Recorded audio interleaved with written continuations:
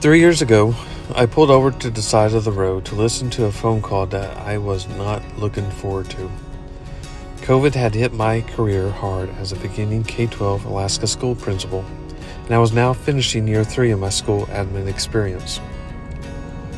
Listening to the district team talk on the phone, I waited patiently to hear what my next position would be. I had just married my beautiful wife, and by then we were expecting twin girls. It felt like the whole world was turning over in a moment's notice. But to my surprise, the district admin team assigned me as the assistant principal of the Connections Homeschool Correspondence Program, which, strangely enough, during COVID, had nearly doubled their enrollment. And while I didn't know it at the time, the next few years working in a homeschool program were undoubtedly the best and most refreshing of my career. Alaska's correspondence programs schools are a bit unique, as most homeschool families are assigned a certified teacher advisor to develop a learning plan, to discover together which curriculum will best fit their child. Each child basically has an allotment that funds curriculum, supplies, and other educational services like tutoring. And while correspondence schools couldn't recommend religious materials, they do a fairly good job on personally supporting the family, building those connections, and much more. My name is Greg Melvin. I am a father of 3 children, 2-year-old twin girls and a 2-month-old boy. I have 14 years of public school experience, 8 years as a special ed teacher, and 6 years as a school principal, all in Alaska. I grew up in Muskogee, Oklahoma, frequented Northwest Arkansas with family trips, even fishing at the White River. Freedom was why I moved and stayed in Alaska. But when I got reassigned last year from Connections to oversee a different K-12 school due to budget cuts, and then was informed this year that I'd be repositioned again due to enrollment and funding cuts, that freedom started to seem it was slipping away. My wife and I felt the nudging of the Lord to move away from Alaska, so I resigned and returned to my hometown of Muskogee, Oklahoma, which is where I am today. Shortly after Stephanie posted the store for sale, which to this day I don't know how it showed up on my Facebook feed, I contacted her, expressed interest. I had already started a website for homeschooling. While that website hasn't fully been finished yet, the store would nicely complement those current efforts for homeschooling.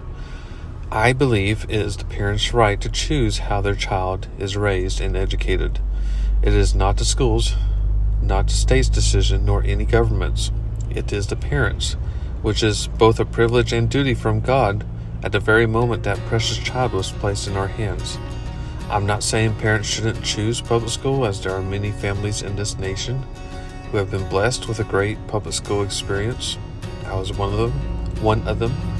But I am saying that parents should not only have to choose public schools. There are far better options out there, and parents deserve the freedom and support of where their child should best be educated. Our American history did not start on page 1 of a school-issued textbook. It started at home. The mother, the father. It was first at home that education began for the child. It was first at home that a trade, vocation, or even a career in academics would be taught. It was first at home that a child learned between what was right and wrong, and it was not at a public school.